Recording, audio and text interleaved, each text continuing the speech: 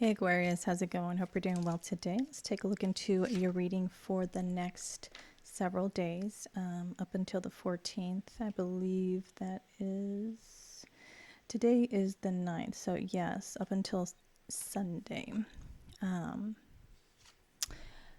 I've been looking at several different daily planetary transits and kind of seeing what planets are aspecting one another. Ooh, beautiful.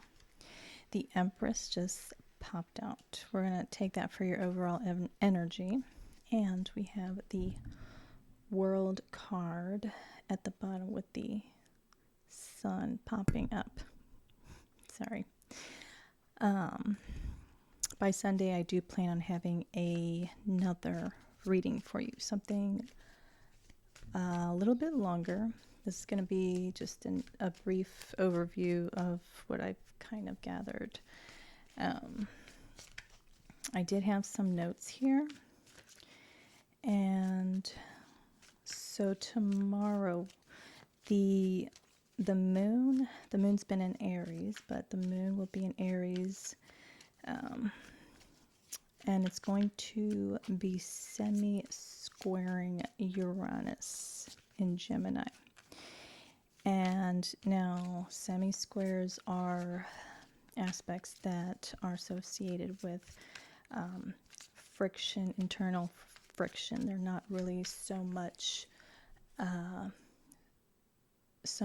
as overt external type of conflicts or discords that we might experience in situations or other people.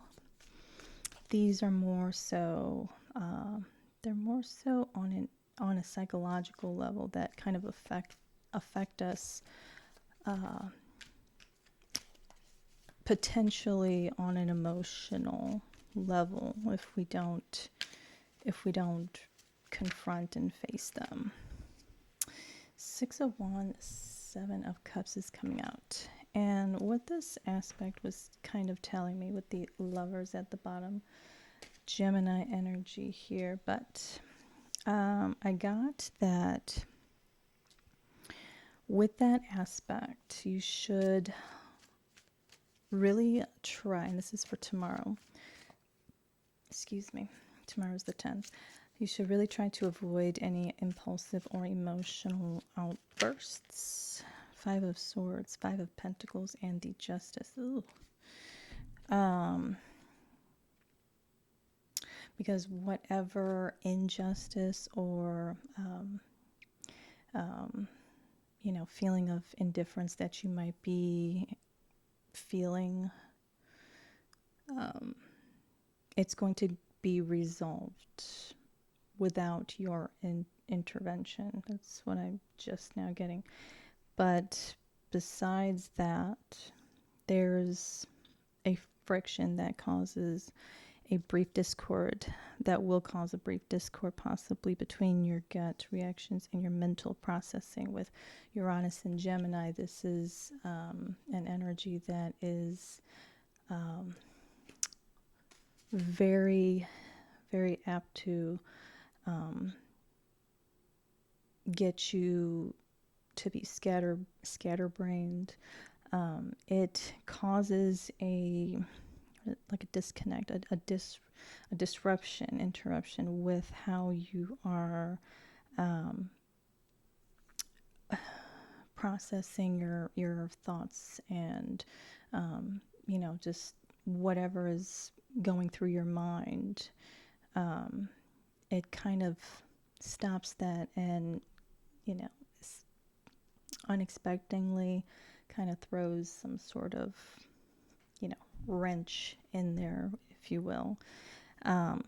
Something to stop you basically in your tracks and force you to possibly look at things from a very, very different perspective than what you were normally perceiving. Whatever that means to you. And with that being said, it's like it causes that discord between your impulse to react, your gut reactions. With the moon being in Aries, this is a time where we really, and the moon moves through the signs fairly quickly. It is one of our quickest moving um, um, points in the sky. So you don't really have to worry about, too much tension or volatility occurring for too long. But for the time being, next few days, you might want to kind of keep an eye on your emotions, keep your emotions in check, kind of, pause and take a breather before reacting to anything that you may be receiving externally from you that come in the form of, messages or, remarks or just any type of communication or information that kind of invokes, uh, friction, internal tension, just uneasy feelings to the point that they make you want to jump onto making hasty decisions, irreversible decisions that you might later on regret making or wish that you had, um, you know, done things a little bit differently. Yeah, these these events can be prevented by conscious emotional regulation. When you're feeling this friction within you, keep a journal handy and write down what's going on, how you're feeling, get everything out. And journaling is, for me personally, one of the best outlets for, expressing what I'm feeling deep down when I don't really have anyone to express them to, or, it's a good creative outlet, not just for, um, you know, uh, suppressed emotions or uh, negative situations, but also just for free flowing and free writing as well. But, you know, you just might be quick to act on impulse more than usual around this time, and when something may happen or something might be said where you become triggered,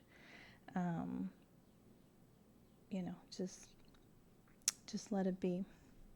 Just let it be and know that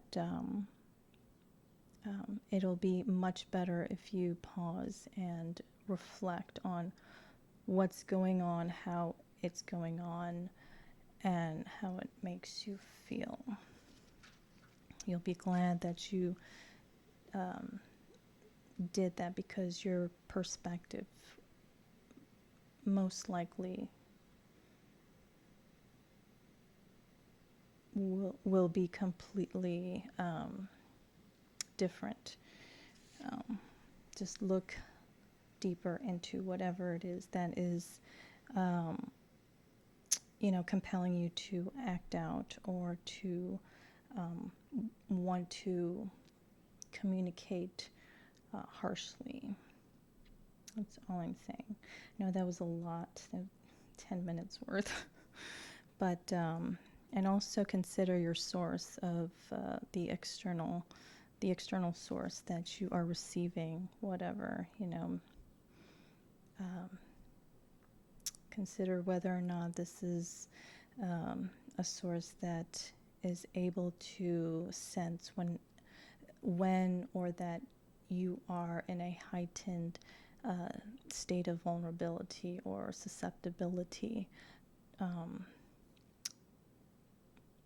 to being manipulated, I guess, in a sense, manipulated in becoming, frustrated, irate, pissed off, you know, heartbroken in some sense, hurt. Anyways, so with that being said,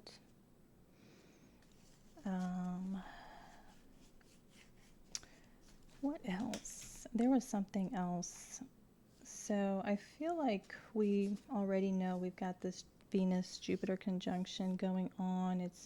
It's really a very opportune time to kind of harness that energy into bringing in the type of abundance that we want. And this is through your gifts, through your special talents. And only you are going to be able to know what they are, what those look like to you. And these gifts, these skills, these artistic and creative talents that you possess are going to be so like, with Jupiter, everything is more expansive.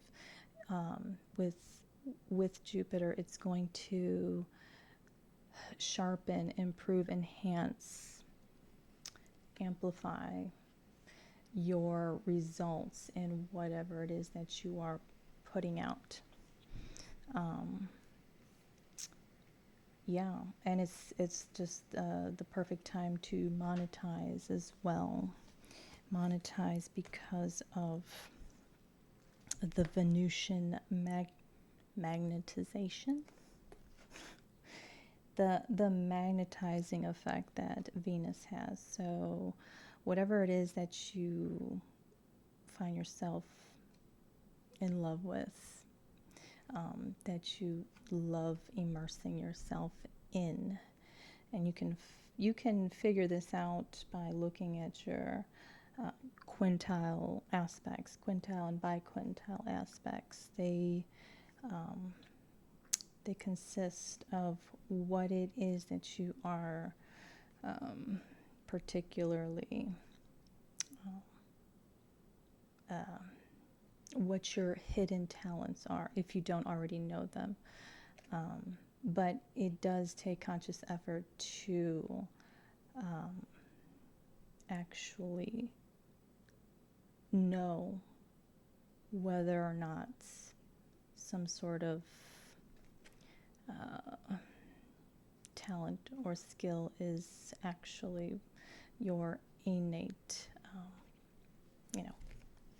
blessing from the cosmos. And also, it's very possible that you may not have biquintiles and quintiles. These are minor aspects. Also, these are minor aspects in your chart. So, just looking at where your Venus placement is as well, that will also kind of provide you input. And whatever Venus is aspecting, that's going to reveal to you what it is that you can utilize to bring in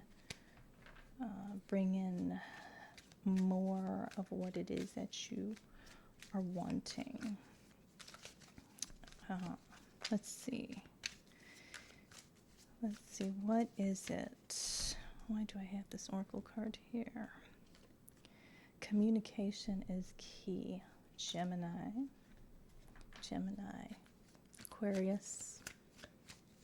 Aquarius, let's see.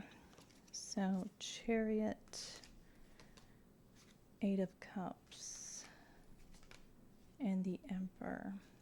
Also, another thing is that you don't really want to be engaging in, conflicts or,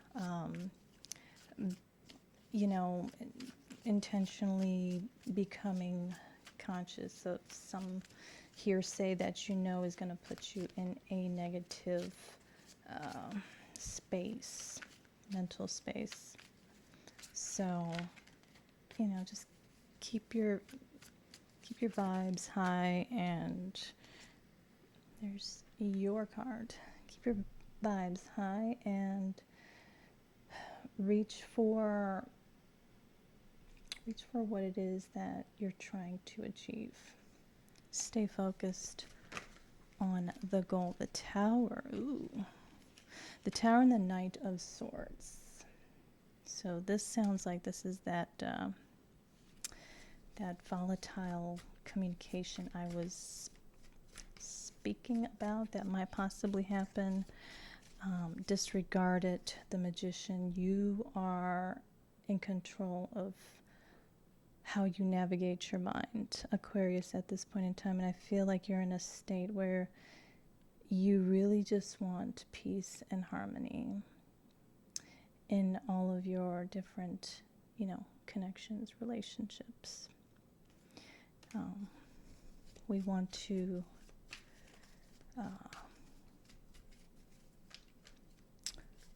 magnify those positive energies in our lives. 3 of Cups, the King of Pentacles, and the Hermit. Got Virgo and Taurus energy. 8 of Wands at the bottom. I feel like this is you, Aquarius. This is your energy. This is you having a lot, having a lot to share,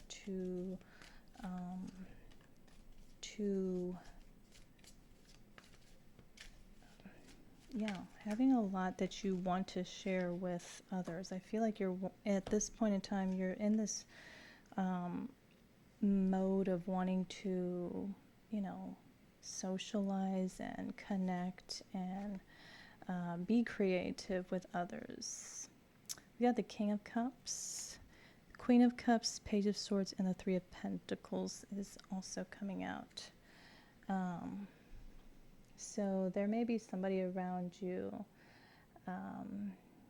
This Queen of Cups here, they are possibly keeping tabs on you, spying on you. In all reality, though, they do want to collaborate in some way, shape, or form. King of Cups, and then, we had the Queen of Cups. This is telling me that this person here shares some similar traits to you. There's something that you two have in common, or you two feel like you two operate through the same frequency. You two share some sort of similarity, or this may be somebody that you may come to see as a kindred spirit, kindred soul. 3 of Swords, someone possibly that, yes, for sure. 3 of Swords, 6 of Cups, and the Knight of Cups. This is someone from your past that you have unresolved wounds, I guess, with. unresolved wounds, unspoken, unmet desires, unspoken emotions. I'm getting. Ten of Cups, the Page of Pentacles. This person is very much single, but they are inspired to build something long-lasting and stable. Long-lasting and stable. So, what do you do, Aquarius? What do you do? Ace of Swords, speak your truth. Speak your truth. Two of Wands, Nine of Wands, and the Five of Cups. I think you probably, with these three cards, you may be wanting to express that this person's indecisiveness in moving forward towards you has left you feeling very disappointed and very sad over the connection. And with the Nine of Wands in the middle, you've had to really deal with these emotions on your own. The Sun, I feel like, Aquarius, this is someone that you did see the potential for a really loving, really powerful connection, to say the least. Ten of Wands, Five of Wands, and the Fool. I feel like, Aquarius, you are not wanting to repeat anything from the past. With the Fool here, I feel like, you've given yourself closure. You've given yourself closure on things that you needed to give closure for yourself over. And with the Queen of Pentacles here, I feel like you do have a lot that you would like to share with this person, but the Queen of Pentacles is not emotional. She is not,